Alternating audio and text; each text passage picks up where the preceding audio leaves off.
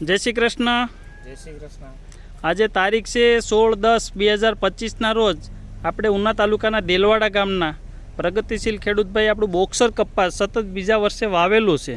તો ખાસ ખેડૂતના મુખેથી સાંભળીએ કે અત્યારે વીણાટ કેવો છે, ચોખ્ખો છે, ગુલાબીના ડંખ નથી.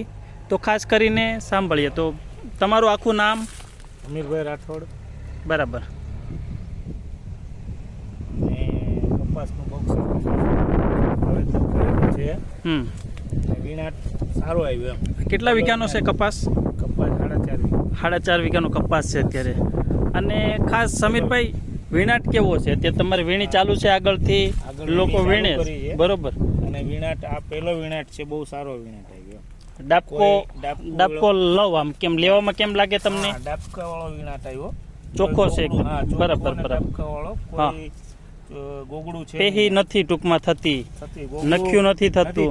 અને ડાબકા 5 પેશી વાળા ડાબકાય છે. હા, 5 વાળા ડાબકાય છે બરોબર. અને બીજા નંબરમાં ગુલાબીનો ડંક તમને એકઈમાં દેખાય? નહીં, ગુલાબી ચાપકું ખાઈ ગયું હોય કે આ બોલું પોતું ખાઈ ગયું નથી ને? બરાબર. કપાસ ચોખ્ખો છે.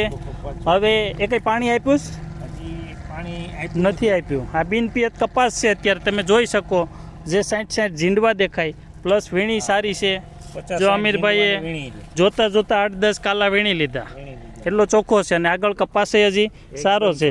પાણીની વ્યવસ્થા અમીરભાઈ 2 પાણી મળી જાય તો તમારું સારું એવું ઉત્પાદન મળી જાય. આગળ જોઈ શકો કપાસની હાઈટે 6 ફૂટ ઉપર છે, 6 ફૂટ તો છે જ. હા. છંટકાવ કેટલા આપ્યા દવાના? 3 છંટકાવ દવાના આપ્યા. બરાબર. આ સુસિયા જેવાતના 3 છંટકાવ. ખાતર કેટલું આપ્યું અમીરભાઈ? ખાતર 2 વાર ખાતર આપેલું છે. બરોબર. જોઈ શકો વીણી દરેક જગ્યાએ સારી એવી આવી, ચોખ્ખી વીણી છે. બરોબર. ચોખ્ખી વીણી આવી છે. રૂની લાઈટ સારી છે. હા, ચોક્કસ.